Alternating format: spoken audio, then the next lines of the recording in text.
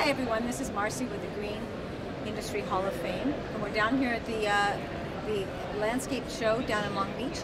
And Susan Sims here is our new inductee to the Hall of Fame this year for 2015, and we are in her booth looking at all of her beautiful collections of what she does for a living, and we're going to ask her to speak a little bit about her life and what she does and why she does it. And this Lifetime Achievement Award is because she's been in this industry a very long time and she's made many contributions to our industry.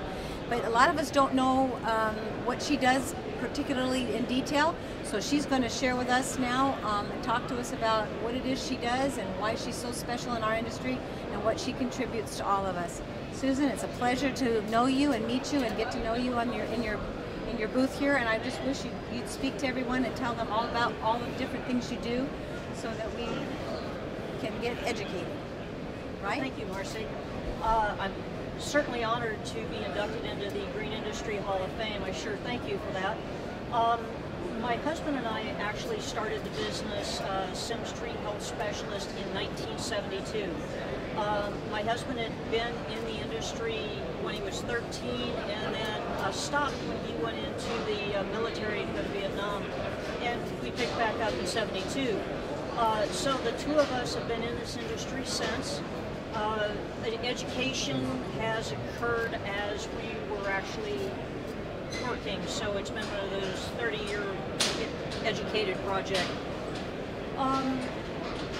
We have been evolving as the business has gone on. We started out doing horticultural pest control, and then as our education and experience evolved, then we became consultants for tree health. Years ago, we moved our offices to Appaloosa, which is now Barupa Valley, and we built a museum and a botanic garden. And so my collections were able to be displayed at that time in the museum, and we started holding classes there too. So the Sims Tree Learning Center is where the Sims Tree Health Specialist profit goes.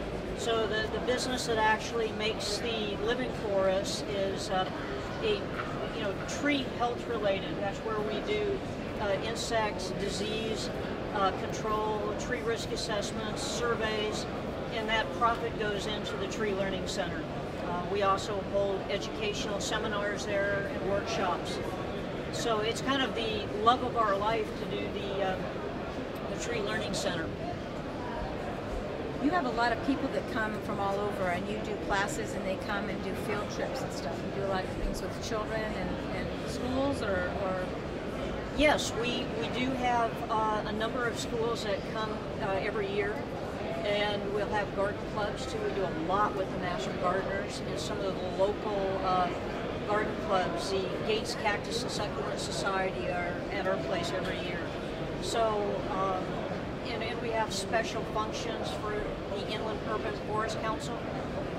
Street tree seminar periodically. It's been a few years though, and so we do have different groups that keep coming to us and that we service. We have the display you see here is on display all the time in the museum. Plus, there's a lot more that we can't bring to the shows.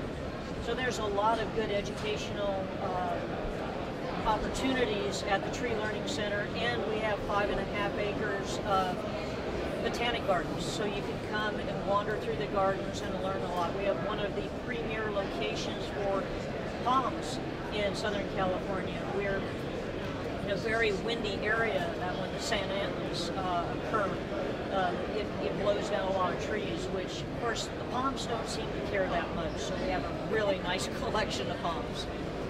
Now the Learning Center, what is the main, I mean, is it like classes or they just come, or describe what the Learning Center is about? I mean, like, how does it transpire out to everybody? I mean, how do they come and learn?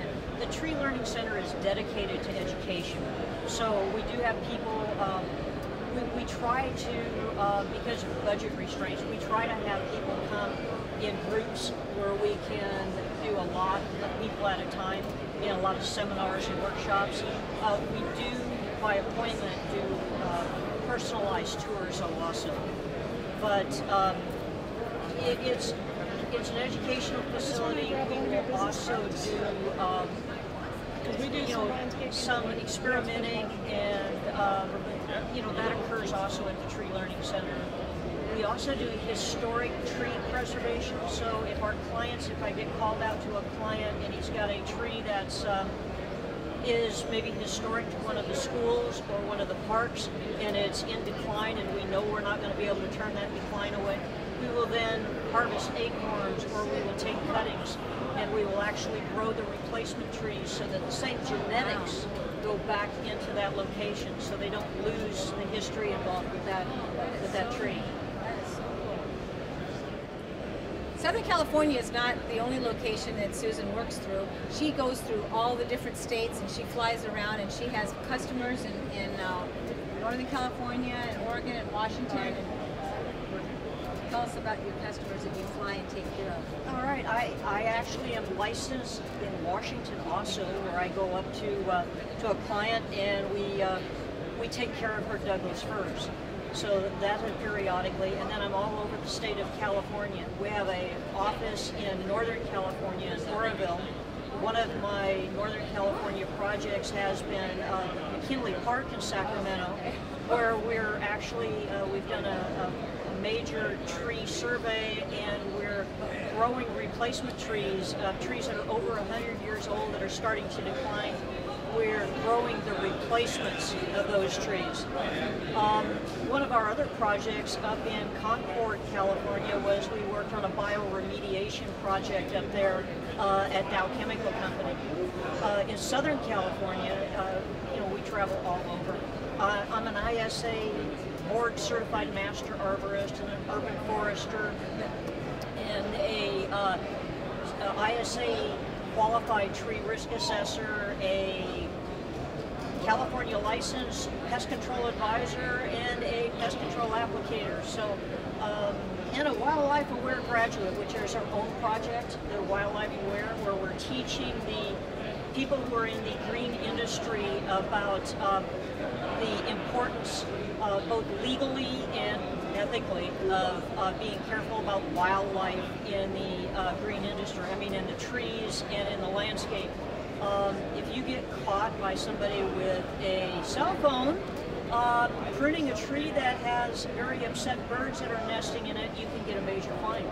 So we're trying to teach the industry about about what the laws are, and how to notice when a tree is when a nest is actually occupied or not. So we're trying to not only protect the wildlife, but we're trying to protect the people in our industry. You do everything. You got it from one end to the other. Ladies and gentlemen, this is a wonderful woman. She adds a lot to our industry, and we are very honored to have her in our Green Industry Hall of Fame this year, and we know that she is welcomed in with other great, fine people from past years, and she's going to be a big part of our industry from now on.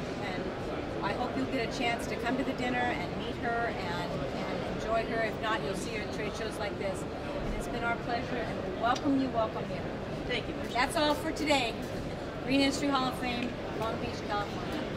See ya.